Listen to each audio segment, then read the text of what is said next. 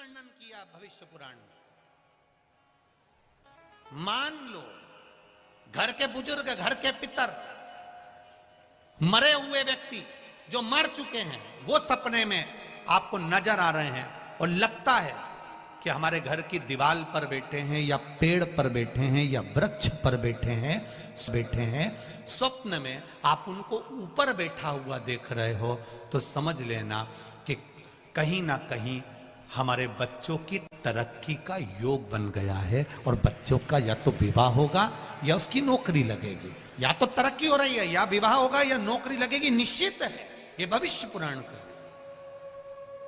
हमारी पुराणों में बहुत कुछ लिखा है कि आप अगर केवल पुराणों का स्मरण कर लें, केवल पुराणों को अगर पढ़ लें तो जीवन की सार्थक। हमसे कई लोग कई प्रश्न करते हैं, आप जो बताते हो वो क्या शिव पुराण में है? हम कहते हैं एक बार दिल से गीता प्रेस गोरखपुर की शिव पुराण लीजिए और आराम से बैठकर पढ़िए। एक एक शब्द पढ़ना कि काली मिर्च क्यों चढ़ती है, बेलपत्र क्यों चढ़ती है, दुर्वा का प्रयोग कब होता है, सफेद दुर्वा का प्रयोग कब होता है, भगवान को भस्म किस समय चढ़ाई जाती है, भस्म भी कितने प्रकार की होती है, भस्म का स्वरूप कितना होता है, त्रिपुंड लगाते समय ये 2 उंगली का प्रयोग करने के बाद आखिरी उंगली नीचे क्यों खींची जाती है। तुम तो मंदिर में गए, चंदन लिया, 3 उंगली खींच कर आ गए।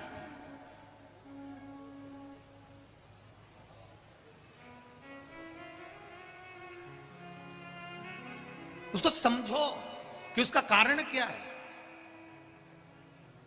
2 उंगलियां खींचने के बाद 1 उंगली का चंदन नीचे जब तीसरी उंगली से आता है तो हम नीचे, कितने भी नीचे अगर खड्डे में भी जा रहे हैं और कर्जे में भी जा रहे हैं, नीचे की उंगली अगर हमने बाद में लगाई है तो हमें ऊपर उन्नति की सीढ़ी पर महादेव चढ़ा ही देता है। ये निश्चितता है त्रिपुंड लगाने की,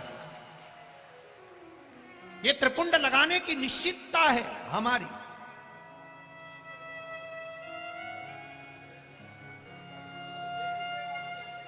हम दुनिया से पूछ रहे हैं, साहब कर्जे में हो गए, साहब कर्जे में हो गए, बहुत कर्जा है, बहुत कष्ट है, कर्जा कैसे चुकेगा, कर्जा कैसे चुकेगा। हमने ये पूजन कराई, हमने वो कराया, हमने वो कराया, हम महाराज के पास गए, हम वहां कॉलेज पहुंच गए, हमने वहां पहुंच गए। कोई कहता है तुम्हारा घर बंधा है, कोई कहता है तुम्हारी दुकान बंदी है, कोई कहता है कोई भूत लग गए, कोई कहता है ये लग गए।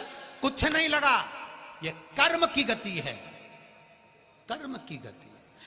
ये मेरे भाई लोग बैठे हैं, इनको मालूम होगा, एक ऐसी सील आती है, सील ऐसी मोहर, उसमें उल्टा लिखा होता है पर कॉपी पे ठोको तो सीधा दिखता है। उसी तरह महादेव के मंदिर में जब जाओ कुछ चीजें बड़ी विचित्र होती है। शंकर जी के मंदिर में पलट कर देखना, शिव जी के मंदिर में अपना मस्तक रखना। मस्तक इसलिए रखा जाता है कि कहीं कुछ उल्टा लिखा हो और कर्जा मर्जा लिखा हो तो नीचे झुकाऊंगा तो सीधा हो जाएगा, सील लगेगी तो सीधी होगी।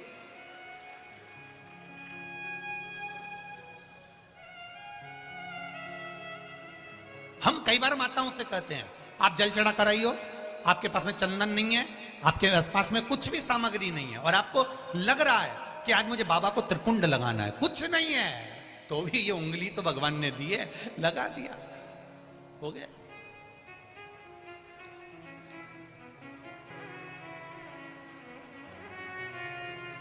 कभी कभी अपने को हासिल का मानना पड़ता है। हम जब अपन लोग मैथ की पढ़ाई करते हैं, गणित की पढ़ाई करते हैं और यहाँ पर 9 रहते हैं और नीचे माइनस करने के लिए 10 रहते हैं, तो फिर अपन को 1 मानना पड़ता है कि 1 इसमें मान लो, तो 9 के आगे 1 मान लिया तो कितने हो गए, जम के बोलो 19, और 19 में से 10 गए तो 9 बचे। अपन ने 1 माना। कभी कभी गुरुजी की बात को मानना पड़ता है, तभी तो 9 बच पाता है। नहीं मानेंगे तब समझ में आए। तो नहीं तो 10 का 10 ही है, अब 9 में से 10 घटा के बता दे, ऊपर 9 नीचे 10। 1 मानना पड़ेगा कि हमारा शंकर हमारी सुनता है, मेरा शिव मेरी मानता, ये 1 मानना पड़ेगा, 1 मानना पड़ेगा।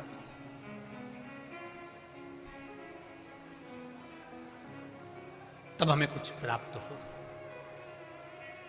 फिर वही बात आ गई, मानो तो मैं गंगा मां हूं, ना मानो तो बहता पानी। जिसने गंगा माँ को पहचान लिया वो दूर दूर से कानपुर में गंगा नहाने आता है, और जिसने नहीं माना वो कानपुर में रहने के बाद भी गंगा नहाने ही नहीं जाता है। जिसने माना वो माना, जो नहीं माना नहीं माना। लोग मकर संक्रांति पर, शिवरात्रि पर, सावन महीने में दूर दूर से आके गंगा नहा रहे, और अपन किसी ने पूछा क्यों जी तुम गंगा नहाए? बहुत भीड़ रहती है, बहुत भीड़ है। अब इतनी भीड़ में गंगा नहाने जाओ, हम तो बाद में नहा लेंगे, और उससे पहले निपट गई तो मान लो तुमने कहा बहुत भीड़ है अपन बाद में नहा लेंगे, तो अब नहाने का इंतजार करो उससे पहले। महाराज कोई आए ना आए, सिर के पास में पितर दिख रहा है, सिर के पास में पूर्वज नजर आ रहा है, सिर के पास में पूर्वज दिख रहा है, समझ लो हमें सुख मिल रहा है। चरण के पास स्वप्न में दिख रहा है, समझ लो दुख मिलने वाला। आए और गए, समझ लो दुख तो आएगा पर चले जाएगा। और वही पूर्वज जो मर चुके हैं, हमारे पूर्वज जो पितर हैं, जो पूर्वज हैं, जो बुजुर्ग हैं, जो जा चुके हैं, फिर भी सपने में आ रहे हैं, और कहीं ऊंचे स्थान पर, वृक्ष पर, टान पर, घर की मुंडेर पर, घर के ऊपर कहीं नजर आ रहे हैं। समझ लो या तो बेटा बेटी का विवाह होने वाला है या उसकी नौकरी लगने वाली है, ये निश्चित है, वो ऊपर बढ़ा निश्चितता। ये हमारा भविष्य पुराण कहता है अग्रण्य होगा, ये हमारा स्कंद पुराण कहता है उसमें अग्रण्यता मिलेगी। अब सपना भी आ गया और दिख गए वृक्ष के ऊपर पितर बैठे हैं, तुमने किसी से पूछ लिया, उन्होंने कह दिया साहब बहुत भयंकर पितृ दोष है, पूजन कराना है अपने को, ऐसा हो गया और बहुत तकलीफ में आ गए। तो ये नहीं, आप थोड़ा सोचो, सारे तीर्थ धाम आपके हे महादेव प्रणाम, सारे देवता, सारे तीर्थ, सब कुछ मेरे महादेव के पास, सब कुछ।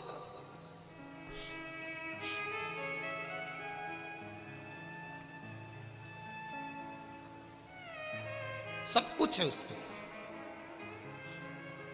वो संभाल लेता है, बस आप दिल से जानो। राहु, केतु, चंद्र, मंगल, शनि, शुक्र, बुध, ये सारे जितने भी ग्रह हैं ना, इनकी एक एक की कथा लिखी है इस शिव महापुराण में। चंद्र को भगवान ने काया के रोग से मुक्त करा, सिर पे आके बैठ गया। चंद्र सिर पर आकर बैठा,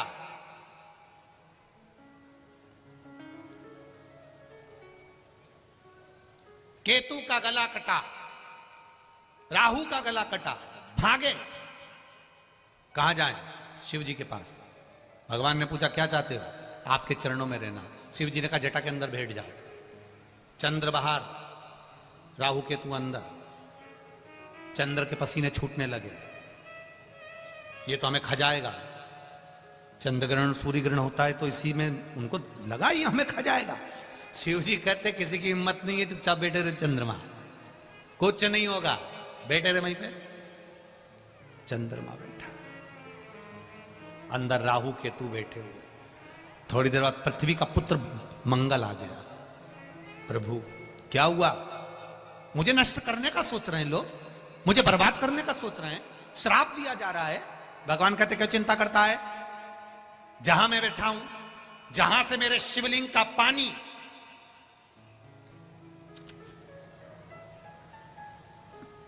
मान लो ये शिवलिंग, जहां से जल गिर रहा है, जहां से शिवलिंग का पानी नीचे गिरे, और नीचे गिरे जहां से पानी बस मुड़ेगा, मंगल तू उस जगह पर बैठा मिलेगा। बैठे रहे, काय को चिंता करता? कुछ नहीं होगा। मंगल वहां जाकर बैठ गया। राहु आया, केतु आया, मंगल आया, बुध आया, शुक्र आया, शनि आया। शनि का पांव टूट गया, चरण में लग गई। शिव जी के पास आ गया, भोलेनाथ मेरी माता ने मुझे श्राप दे दिया, मेरा चरण बेकार हो गया। शंकर भगवान क्यों कहते हैं जा मेरे नंदन वन में पहुंच जा। नंदन वन, काशी पहुंच जा। नंदन वन में गया, क्या करूं मैं? उसने एक शिवलिंग का निर्माण करा, पूजन में लग गया। सोमनाथ जी का शिवलिंग चंद्रदेव ने बनाया था, तो काशी विश्वनाथ का शिवलिंग का निर्माण शनि महाराज ने किया था। शनि ने कर दिया। पूजन करें। बाबा मेरा पांव तो टूट गया, सही कैसे होगा? शंकर भगवान कहते चिंता मत कर शनि महाराज, चिंता मत करो, तुम्हारा पांव ठीक होगा, थोड़ी पांव में लचक रहेगी पर पांव ठीक हो जाएगा, मैं बैठा। तुमने शिवलिंग का निर्माण करा, पूजन करे। गुरु पूजन करे, बृहस्पति आनंद में पूजन कर रहे हैं, शनि कर रहे हैं, राहु कर रहे हैं, केतु कर रहे हैं, सारे देवी देवता वहां शंकर के पास में निवास कर रहे हैं, सेवा कर रहे हैं, और हम उससे वंचित रह जाएं और सोचें कि सारे ग्रह मेरे सुधर जाएंगे। तुम्हारा एक लोटा जल तुम जब भगवान शंकर को चढ़ाते हो तो सारे ग्रहों पर जल चढ़ जाता है, 33 कोटि देवी देवताओं पर जल चढ़ जाता है, सारे देवताओं पर एक साथ जल चढ़ जाता है, सब एक साथ तृप्त हो जाते हैं, सबको तृप्ति मिल जाती है।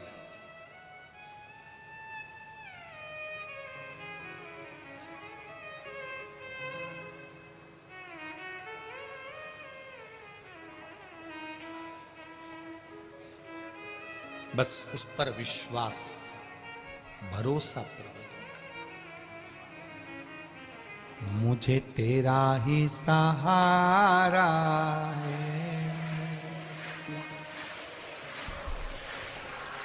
वाह, बहुत बढ़िया। कानपुर वालों को पूरा भजन याद होगा, एक बात तो है, मानना पड़ेगी। जरा एक लाइन सब गाइए पहले। मुझे महाराज, बहुला गाय के पुत्र ने दूध पिया, फेन जमा शिव जी पर उड़कर गया। भगवान शंकर उसको मारने के लिए आतुर हुए। तभी भगवान शिव जब मारने के लिए आतुर होते हैं तब बहुला गाय उस समय पर, उसी समय पर बहुला गाय भगवान शंकर को निगल जाती है। और बहुला गाय जब भगवान शिव को निगली, भगवान शंकर को जब बहुला गाय निगल जाती है तब सारे देवताओं ने आकर स्तुति करी, प्रार्थना करी, निवेदन किया, क्षमा करें प्रभु, गौ माता आप शिव जी को फिर प्रकट करें। गौ माता के उदर से भगवान शंकर प्रकट होते हैं। भगवान शिव नंदीश्वर के रूप में संसार में पूजा है। एक बहुला गाय अपने पुत्र के लिए भगवान शिव को निगल गई थी। एक माता पार्वती जब कार्तिकेय जी को भूख लगी, गणेश जी को भूख लगी, अशोक सुंदरी को, जया, विषहरा, सामदी बारी, दौतली को भूख लगी, तब भगवान शिव को माता पार्वती निगल गई थी। तब माता पार्वती ने शंकर जी को फिर अपने नासिका से बाहर धूम्र के रूप में निकाला था, तो शिव जी का नाम ध्रुमवान हुआ था और माता पार्वती का नाम ध्रुमावती हुआ था। शिव कथा कह रही है, भगवान शंकर का गुणगान कह रहा है, भगवान शिव का स्मरण कर रहा है। माता पार्वती का नाम ध्रुमावती पड़ गया और शिवजी का नाम ध्रुमवान पड़ गया। शिवजी ध्रुमवान बन गए। शिवजी ने कहा पार्वती कुछ देर के लिए तुम अपने पति को निगल गई थी, इसलिए वैधव्य के रूप में पूजन हो गया। आप लोग कभी गए होंगे झांसी के पास में दतिया में, ध्रुमावती माता वहां पर विराजमान है, पर्दा लगा रहता है माता रानी का। वहां पर सौभाग्यवती नारी को जाना नहीं चाहिए, केवल पुरुष वर्ग जाए, मना नहीं, पर ध्रुमावती माता वहां विराजमान है। भारत में केवल 2 ही मंदिर हैं ध्रुमावती के, एक जबलपुर के पास में है और एक झांसी के पास में दतिया, वहां ध्रुमावती माता विराजमान है। आज भी दतिया पीठ पर लोग अपना हृदय से, भाव से मां का सुंदर आनंद से सेवा करने के लिए भाव लेकर जाते। शिव कृपा निरंतर बनी रहे। भगवान शंकर का गुणगान, भगवान शंकर का स्मरण, भगवान शिव की भक्ति सुख देने वाली हो। आगे 12 ज्योतिर्लिंग का वर्णन किया गया। वर्णन करते हुए यहाँ पर कहते हैं, प्रथम ज्योतिर्लिंग के रूप में श्री सोमनाथ जी का वर्णन किया। भगवान चंद्र का काया का रोग हुआ तो उन्होंने भगवान शिव की भक्ति को धारण किया और काया का रोग मिटा। फिर वर्णन आया है श्री मल्लिकार्जुन का, कार्तिकेय बाबा रुष्ट होकर चले गए। जब रुष्ट होकर जाते हैं, मेरे देवाधिदेव महादेव और माता जगत जननी पार्वती उनको मनाने के लिए जाते हैं, उनको मनाने के लिए पहुंची हैं और दोनों वहां पर मल्लिकार्जुन के रूप में विराजमान होते हैं। अगला वर्णन आता है महाकाल बाबा का, दूषण नाम के राक्षस का संहार करने के लिए भगवान कालाधिपति महाकाल बनकर विराजमान, महाकालेश्वर बनकर। दूषण नाम के राक्षस को वर था कि ये 84 रूप धारण कर सकता है। तो देवताओं ने शिव जी से पूछा, आप इसको कैसे मारोगे? शंकर भगवान बोले कि मैं 84 रूप नहीं रख सकता, पर मेरी बहन जिसका नाम है छिप्रिया, जिसको लोग आजकल छिपरा कहते हैं, मेरी बहन छिप्रिया अगर चाहे कि तो दूषण मर सकता, दूषण मर सकता है। छिपरा जी से जाकर कहा, दूषण नाम के राक्षस को मारना है। तो छिपरिया जी ने कहा, मैं आ जाऊंगी, कोई दिक्कत नहीं है। जैसे ही उसका रक्त गिरेगा मैं पानी बनकर रक्त को धो दूंगी, वो राक्षस प्रकट ही नहीं होगा। छिपरिया जी को आने में देरी हो गई और दूषण नाम का राक्षस मर गया, उसका रक्त टपका, 84 जगह पर रक्त गिरा, 84 राक्षस उत्पन्न हो गए। शिव जी ने कहा, मुश्किल है इसको मारना। छिपरिया ने अपने भाई के 84 टुकड़े कर दिए। महादेव के जब 84 टुकड़े हुए तो 84 टुकड़े बनकर महादेव प्रकट हो गए और दूषण नाम के राक्षस के जो 84 रूप थे उनका संहार कर दिया। 84 रूप में मेरे देवाधिदेव महादेव उज्जैन में विराजमान हो गए, जिनको 84 महादेव कहा जाता है और शिव महाकाल के रूप में विराजमान। 4 अप्रैल से 10 अप्रैल तक उज्जैन नगर में शिव महापुराण की कथा और 84 महादेव के दर्शन यात्रा रहेगी। निशुल्क है, सब आप लोग प्रेम से पधारें और आनंद लें, भाव के साथ में वहां रहकर कथा भी सुने, महाकाल राजा का दर्शन भी करें, छिपरा मैया का स्नान भी करें और 84 महादेव की यात्रा भी करें, शिव जी की यात्रा। अपन सब आनंद के साथ देवाधिदेव महादेव की उस नगरी का आनंद लेंगे भक्ति के साथ। दूषण नाम के राक्षस का संहार कर महाकाल के रूप में प्रकट हुए। अगला वर्णन आता है श्री ओमकारेश्वर बाबा का। विंध्य नामक पर्वत ने तप किया और विंध्य नामक पर्वत ने तप कर भगवान शिव को स्वीकार, भगवान ओमकारेश्वर के रूप में विराजित। अगला वर्णन है श्री केदारनाथ जी का। नर नारायण ने तप कर भगवान को प्राप्त किया। फिर वर्णन आया है श्री भीमा शंकर। कुंभकर्ण की धर्म पत्नी थी करकटी, करकटी का पुत्र था भीम, जिसने देवताओं के मंदिर तोड़ना प्रारंभ कर दिए थे। जब मंदिर टूटने लगते हैं, विक्षिप्त होने लगते हैं, जब दुराचारी दुष्ट लोग मंदिर पर आक्रमण करते हैं और मंदिर को विच्छेद कर देते हैं, मंदिर को तोड़ देते हैं, तब कहीं ना कहीं हमारा शिव किसी ना किसी को प्रकट कर स्वयं के रूप में प्रकट होकर